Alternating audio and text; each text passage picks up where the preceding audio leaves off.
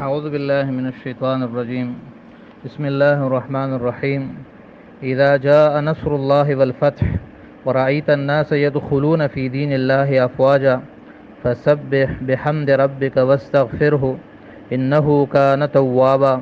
صدق اللہ العظیم. سامعین محترم، آج کے سبق میں ہم سورۃ نصر پڑھیں گے. نصر کے معنی مدد ہے. اس میں تیسرا لفظ نصر ہے، اس وجہ سے اس کا نام سورۃ نصر رکھا گیا. اللہ تبارک و تعالی فرماتا ہے اذا جاء نصر اللہ، جب اللہ کی مدد، والفتح، اور فتح آ گئی. فتح سے مراد فتح مکہ ہے کہ جب اللہ کی مدد سے مکہ فتح ہو گیا. ورأیت الناس، اور تو دیکھتا ہے لوگوں کو، یا تو نے دیکھا کہ لوگ یدخلون، داخل ہو رہے ہیں، فی دین اللہ، اللہ کے دین میں یعنی اسلام میں، افواجا، گروہ در گروہ.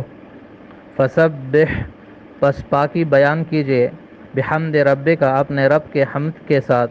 واستغفر، اور استغفار کیجئے اس سے بخشش مانگیے.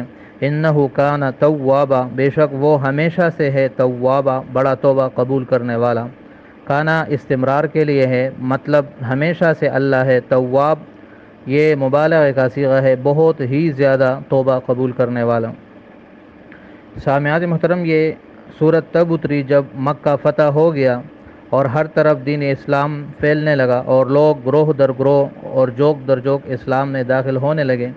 تب اللہ نے یہ سورت اتاری اور اس میں نبی علیہ السلام کو یہ خوشخبری سنائی، اور اس کے نتیجے میں اس کو فرمایا کہ اس خوشخبری کے اور اللہ کی اس مدد اور فتح مکہ کا تقاضا یہ ہے کہ اب تم اپنے رب کی حمد اور تسبیح زیادہ کرو اور استغفار کرو. اس وجہ سے جب یہ سورت اتری تو نبی علیہ السلام اگرچہ پہلے سے تسبیحات اور تحمید اور استغفار کرتے تھے، لیکن اس میں کثرت شروع کر دی. اور اس سورت کے اندر نبی علیہ السلام کو یہ پیغام بھی دیا گیا کہ آپ کو اللہ تعالیٰ نے جس مشن اور مقصد کے لیے بھیجا تھا کہ وہ اللہ کے دین کو سارے باطل دینوں پہ غالب کرنا تھا اور سارے دنیا کے لوگوں میں اس کو پھیلانا تھا، وہ کام مکمل ہو گیا. لہٰذا اب آپ کو اپنے رب کی طرف جانا ہے، تو اب تسبیح و تحمید اور استغفار کی کثرت کیجیے. تو نبی علیہ السلام نے اس صورت پر یوں عمل کیا کہ تسبیح و تحمید اور استغفار کی کثرت شروع کر دی.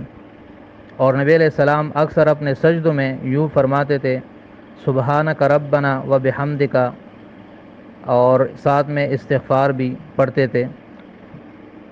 تو یہ اس صورت کا خلاصہ ہے. اس میں فتح مکہ کی خوشخبری دی گئی اور دین اسلام کی تکمیل اور اس کی اشاعت کی طرف اشارہ کیا گیا. تو یہ صورت کا خلاصہ ہے. امید ہے آپ کو آج کا سبق سمجھ آ گیا ہوگا، باقی انشاءاللہ کل پڑھیں گے. صدق اللہ العظیم و صدق رسولہ النبی الکریم. السلام علیکم ورحمۃ اللہ وبرکاتہ.